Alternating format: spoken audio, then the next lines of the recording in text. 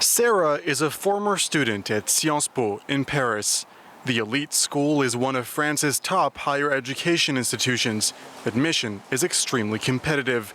At a school event a few years ago, she was sexually assaulted. And today, she's decided to share her story. It was a sports competition which also included hazing and a big party where all of us would mix and mingle. When I got to the party, a boy grabbed me before kissing me forcefully.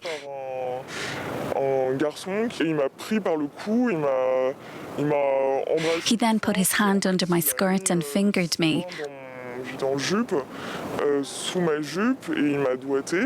I was a little bit drunk and I didn't really realise what was happening.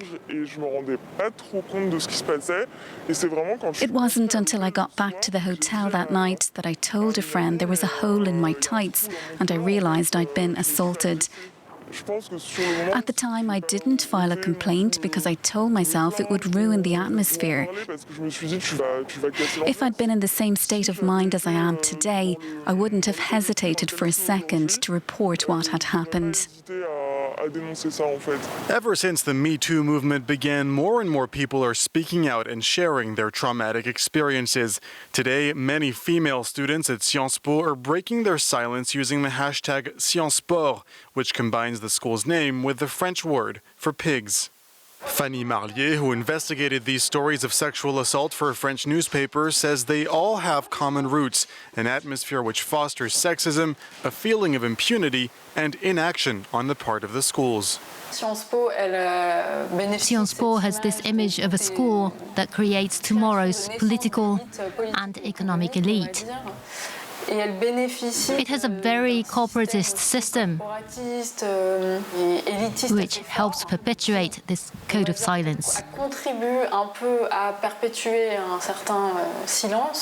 She claims the school fosters a system that essentially silences victims. How do we break that silence? How can we help them? What can the school do? What is the school board exactly guilty of? And what kind of tools do students have? These kinds of questions go well beyond the Sciences Po campus. Sexual assault and violence against women is a reality in everyday student life. In France in 2019, 1 in 10 female students was a victim of sexual assault, 1 in 20 was raped. Faced with unprecedented backlash, the Minister for Higher Education launched a campaign to raise awareness among students and faculty members. Since 2018, it has been compulsory for schools to have their own support unit so that victims of sexual assault can be heard. We've put in place a psychological support unit, which is also tasked with processing sexual violence here. We've made the decision to make the process an external one because we've realized that the hardest part is getting people to talk about what happened. It's a lot easier to talk to someone neutral. The care and support system also stems from different disciplines: psychological, judicial, medical, and social. But obviously, that doesn't stop us from taking our responsibilities seriously on the disciplinary level.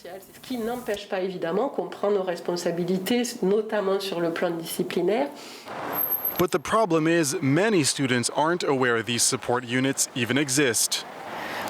Nous Toutes is a national movement which fights against sexual and sexist violence. At the University of Paris 1, the local chapter of Nous Toutes, French for All of Us, wants to do more to inform victims about the resources at hand, but they also say the general mindset needs to change. I really believe we need student organizations to be trained. Before they organize big parties and plan team-building weekends, they need to know what limits are going to be put in place. Members need to be trained so they can learn how to prevent and identify sexual violence. It will make these incidents happen a lot less often, maybe never again if I'm being optimistic. The organization is also very active on social media, where it's sometimes easier for victims to speak out. Social media allows us to reach out to a huge number of people. That's why it's our primary tool when it comes to communication and raising awareness. Unfortunately for many victims, though, support on social media doesn't always translate into concrete support from the justice system. I'm a former student at HEC Paris. I graduated last year. Marie is a victim of attempted rape during an orientation weekend, and she knew the abuser.